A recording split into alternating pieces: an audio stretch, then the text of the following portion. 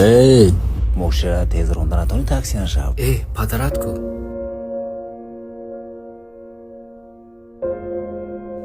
میدونم اونهایی که در رفتار میبینید پدران شما هستند. آنها در کار برای شما مهنت کرده ایستادند. کار کرده ایستادند. برای کی؟ برای شمایان. شما چی؟ وقتی شما برای تماشای اینستاگرام، تیک تاک، تلگرام گذاشته ایستاده است. بچه ها، در همین مکتبی که شما تحصیل میکنید از بین هزارها نفر داوطلبان شما انتخاب و تحصیل دارید.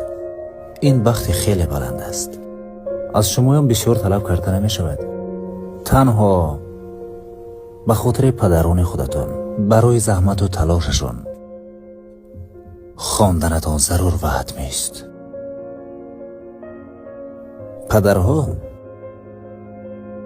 حتی برای فرزندانشان لازم شود از آرزوهایشان دست میکشند. آنها قهرمان هستند. خوب، درس رو آغاز کنیم میشود؟ بله استاد. خیزه. السلام علیکم استاد عزیز. و علیکم السلام.